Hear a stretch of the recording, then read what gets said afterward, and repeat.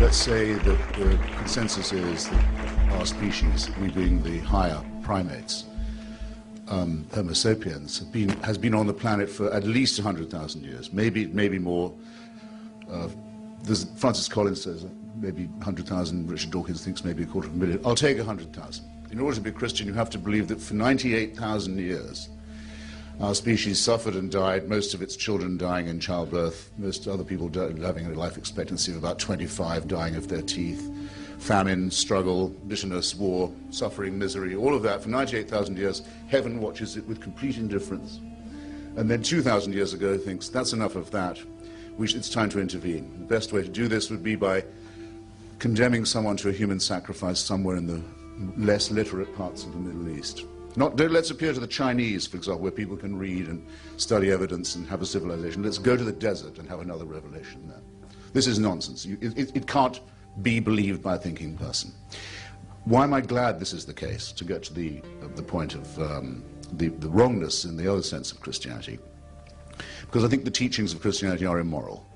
The central one is the most immoral of all. That is the one of vicarious redemption. You can throw your sins onto somebody else, vulgarly known as scapegoating, in fact, or originating as scapegoating in the same area, the same desert. I can pay your debt if I love you. I can serve your term in prison if I love you very much. I can volunteer to do that. I can't take your sins away, because I can't abolish your responsibility, and I shouldn't offer to do so. Your responsibility has to stay with you. There's no vicarious redemption. There very probably, in fact, is no redemption at all. It's just a part of wish thinking, and I don't think wish thinking is good for people either.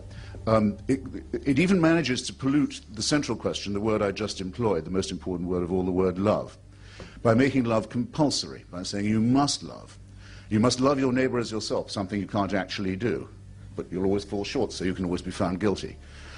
By saying you must love someone who you also must fear, that's to say a supreme being, an eternal father, someone of whom you must be afraid, but you must love him too. If you fail in this duty, you're again a wretched sinner. This is not mentally or morally or intellectually healthy, and that brings me to the final objection. I'll condense it, Dr. Lasky, which is that this is a totalitarian system.